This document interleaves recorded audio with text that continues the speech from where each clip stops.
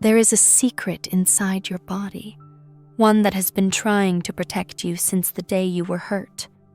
And that's why you still react as if the danger is happening now, even when your mind says, "I'm safe." It's not weakness. It's not madness.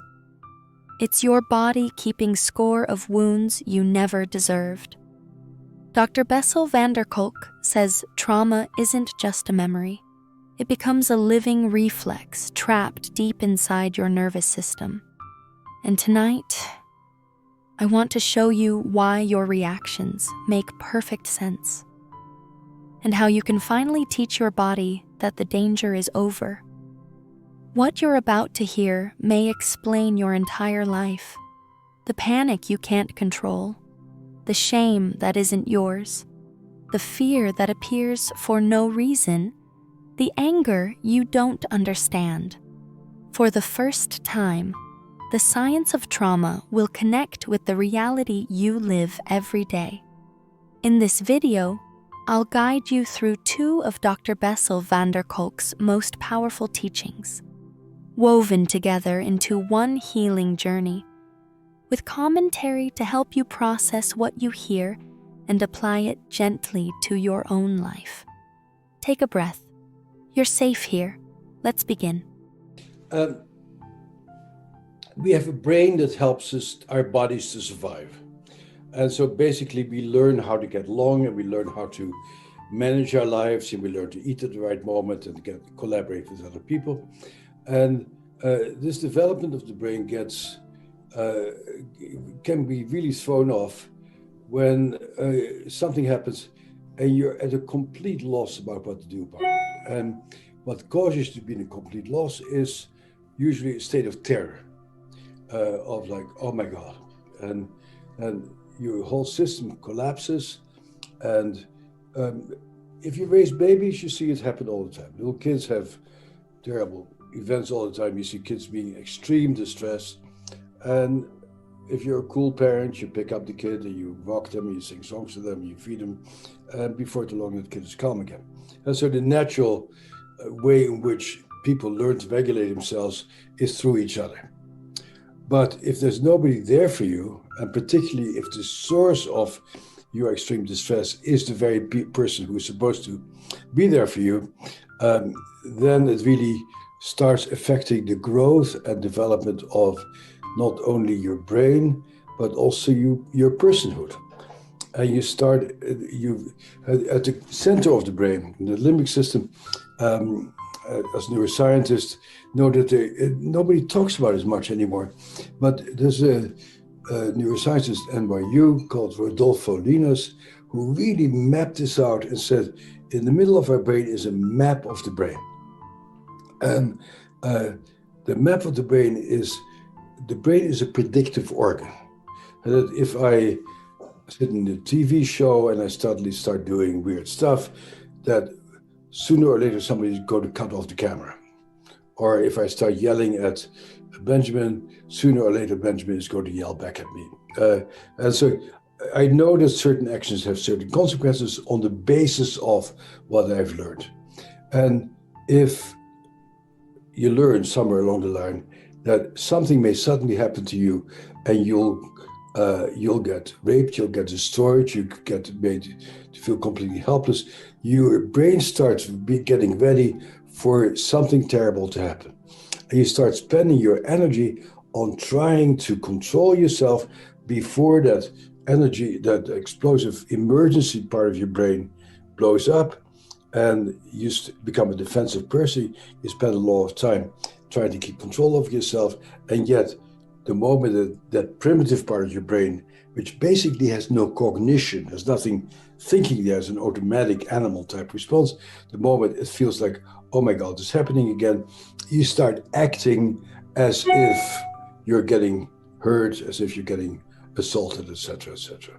And when that happens, you react excessively or you shut yourself down. And not only does it do terrible things to you, in that you start feeling like, I cannot control myself, people are doing terrible things to me, I get beleaguered. So you start really getting a very negative idea about yourself, but the world around you starts shunning you because you react in a way that other people don't react. And you become angry, but other people don't become angry, or you shut down when people are dancing and suddenly you behave like a terrified person. And so your whole social environment starts reacting to you like, let's not get involved with this person. So it has major effects on your personality and on your friendship patterns and your social patterns.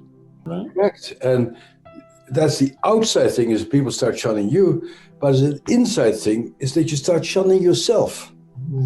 And you think about yourself, I'm a defective, shame, I feel very ashamed of who I am, and that I have these reactions that I cannot control. And then you start compensating for it and being excessively nice to everybody to make up for the fact that you have lost control at some point, or you start avoiding people, or you go live by yourself and you start drinking because you can no longer trust yourself.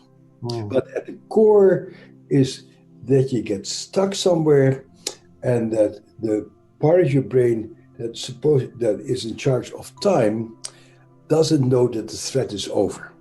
Yeah. And so the critical issue of overcoming it is to get that sense of time back on the line and go like, oh yeah, okay, I was really brutalized as a kid, or I was raped and it was terrible. It was terrible what happened to me. But today I'm talking to Benjamin on Zoom, and it's okay. Nobody's raping me, nobody's attacking me, and I can focus on the present. But when you get traumatized, a large part of your mind is always ready to go like, when will it happen again? And are they going to do it? And can I trust myself? Because I cannot trust either my own system or the people around me. Mm-hmm. Exactly. So as Westerners, we think that we're rational human beings. Of course, our history completely contradicts that we are rational human beings. When we have been brutalizing each other and doing terrible things to each other since time immemorial, but our basic notion about ourselves is still, we are rational people and we can work things out. And that when we think that we are in charge of ourselves and can control our behavior.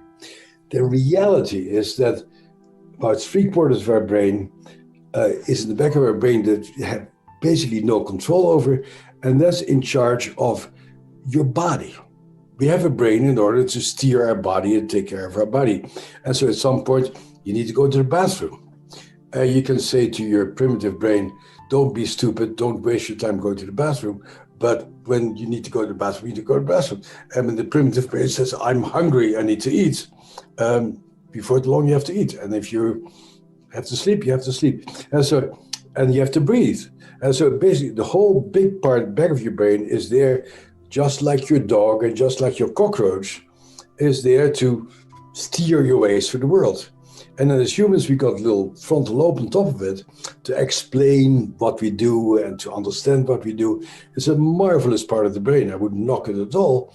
But the problem is that if you, let's say, like Benjamin, if you happen to have been molested by somebody who has a Dutch accent, now you talk to me and you feel threatened and angry, triggered by my accent.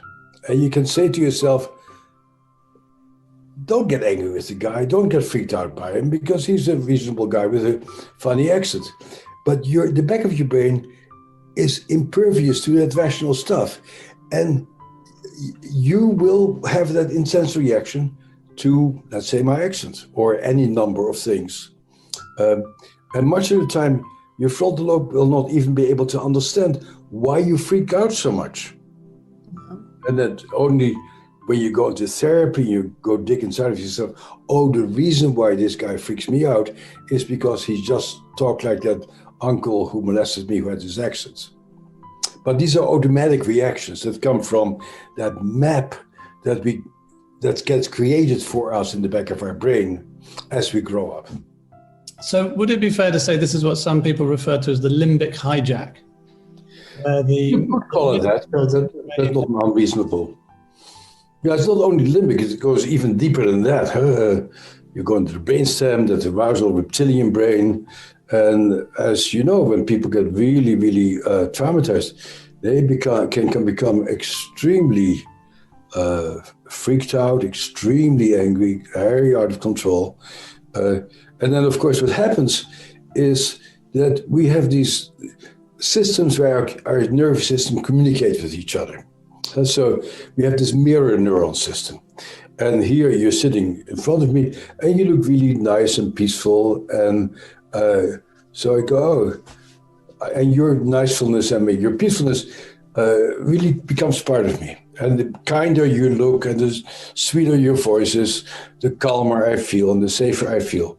But if I start hearing some tension in your voice and a little crinkling about your eyes that you get frightened or fearful, I pick that up and I start mirroring your response.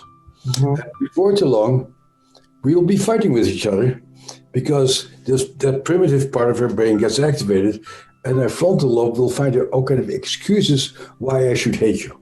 But the back of our brain, the survival brain, is there to help us to survive. And it's very powerful. And so the moment that back of the brain gets a feeling of like, better get out of here or you're going to get killed, your frontal lobe can work like crazy to say, don't do it. But there's enormous power to that back of your brain. And so what we also slowly discover is that the engine of all this is in that survival part of your brain. And then what we discovered, although people have discovered it over and over again in various cultures, is that if you help the body to feel safe, the mind starts feeling safe also. Mm. And, I had my great lesson about that in South Africa when I hang out with Bishop Tutu for a while. And the country was about to explode, and Tutu, Mandela, all those people, they knew like we're going to be born in a country like India that's going to explode the moment it's all over. And so Tutu and the other guys, but Tutu more than anybody else, took it upon himself to try to help people to feel calm and not live by their trauma. And I saw Tutu at work, and it was spectacular. He sang with people. He danced with people. He moved with people. He prayed with people. And just having these people's bodies move together gave you that feeling of safety and containment. There's nothing cognitive about it, but there was a sense of synchrony and safety and pleasure that came through rhythms and movements. And what to me has been interesting is that when you travel around the world, is that people around the world most people have traditions that in response to terrible events, people move, sing, and hold each other. But that somehow disappeared in Northern Europe, except during a national tragedy. You get together in your cathedrals and you sing, "Oh God, our help in ages last." And when you sing together, you start feeling calm again. But psychotherapy has never really bought into that. Before we continue, I want you to notice something important. In the first part, Dr. Bessel explains why trauma takes over your body, why it hijacks your reactions, your relationships, your ability to feel safe, even decades later. But understanding the science is only the beginning. In the next part, he shifts into something much more hopeful. How your reality can expand again, how your nervous system can learn safety, and how your body can experience life beyond survival. What you're about to hear isn't just explanation, it's the beginning of freedom. I don't think anybody's ever come to see me for the first time because of their trauma. They come to see because my relationships aren't working out, or I cannot sleep, or I get so angry and I don't know why.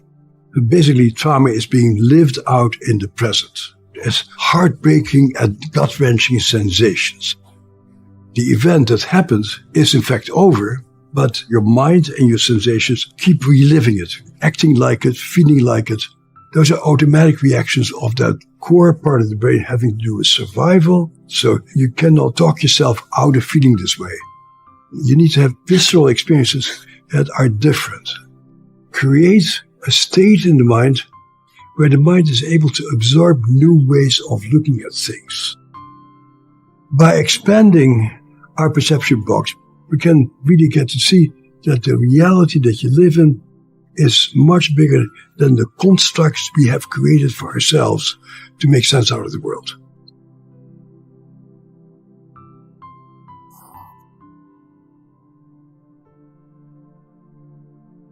My name is Bessel van der Kolk.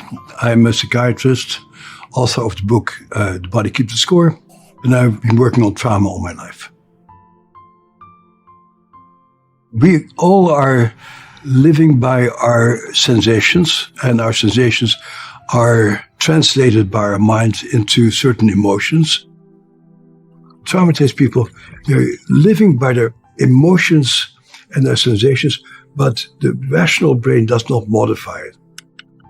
What you see is big bursts of energy in the right emotional center of the brain, so you feel intense feelings, you feel intense sensations. Sometimes you don't feel any sensations at all. And basically your frontal lobe goes offline and your capacity to tell time goes offline. Your brain is unable to really tell you this belongs to back then, it doesn't belong to right now. The core imprint of trauma is in that core part of the brain having to do with survival. And when that part of the brain is not laid to rest, it will keep firing. And this constrains our perception box. If your perceptions are the world is a dangerous place and people are going to hurt me, then that becomes your reality and you cannot imagine an alternative reality. And so you'll behave in a way with other people that's either very submissive or very controlling or very vengeful. And people generally are not all that aware of that that's their adaptation. That's why you go into therapy. Yeah. This whole notion that you can really talk people out of feeling a particular way, I think is really mistaken. I think we cannot do that. I'm not at all saying that talking is not helpful. Having a story for what happened to you is terribly important, but being able to tell the story doesn't make the sensations go away. So it's very important to provide people a visceral experience of how it can be different. I had a patient who was so chronic, not doing well, with supportive therapy, but nothing was moving. And then one September, we see each other after the summer break, and she walks into my office, and there's a new person. And I say, "What happened to you?" She said, "Oh, nothing. Did you do anything unusual?" "Oh, yeah, I took boxing lessons." And it turned out that the boxing lessons had completely changed the way that her body moves to the world, because the boxing lessons had given her a feeling of, if somebody assaults me, I can hit him and punch him. And they had the experience of, wow, that feels really good. I can stand up for myself. And so it's very important for traumatized people to have experiences that directly contradict the helplessness and the despair of a trauma. Psychodrama is one of the things that I really discovered can make a profound difference, because you get a whole different reality. Let's say we're in a room together and I'm your psychodrama coach, and you say, "Well, my father was a real nasty guy." And then I say, "Okay, would you like to choose somebody to play the role of your ideal dad who would have been there for you when you were 3 years old, 5 years old, whatever?" And then we experiment physically. You said, "Yeah, why don't you put your hand over here and the other hand over here?" Then I have the ideal father say, "If I'd been your ideal father back there, I would have held you like this." Because somebody holds you, touches you, or reassures you, your physiology calms itself down, and the different part of the brain that you need to orient yourself come back online. You have the visceral experience of that is what you needed back then. And for a moment, you get that reality implanted in yourself. But possibly the most significant thing that's happened in my 50-year psychiatric career is that psychedelics can really change people's minds. The psychedelics put you in a different frame of mind where the ordinary organization between different parts gets dissolved. What we oftentimes see is that the insula, which sends you messages from your body, still gets activated, but now it gets connected with the frontal lobe that allows your brain to become aware of, I'm really remembering something related to the past, and it's not happening right now. It's changing the brain circuitry that helps you to move into the present, basically. And what you see is people being able to have compassion for themselves, be able to articulate what they went through, not be judgmental about themselves, and to really say, this is what happened to me, and this is the best I could, and I feel very sad, but I can now see it, and I will no longer lead my life as if it's still happening right now. After you process the trauma, your perception box expands, absolutely. You don't superimpose that particular horrible experience that you had on most interactions that you have. So you really see the world differently, you see yourself differently, and you get new perspective on who you are and where you come from. If you've made it this far, let me tell you something with all my heart. Nothing that happened to you makes you broken. Your reactions, the fear, the shutdown, the anger, the numbness, were never flaws. They were survival. Your body protected you when nobody else did. And just as Dr. Bessel shows, the same body that learned to survive can learn to feel safe again. Every time you breathe consciously, every time you move your body gently, every time you speak to yourself with kindness, you are teaching your nervous system a new reality. You are not trapped in the past. You are rewiring your future. You are not alone in this healing. Your inner child is still here, waiting for the day you finally say, I'm not fighting you anymore. I'm coming home to you. And when you do, everything begins to change.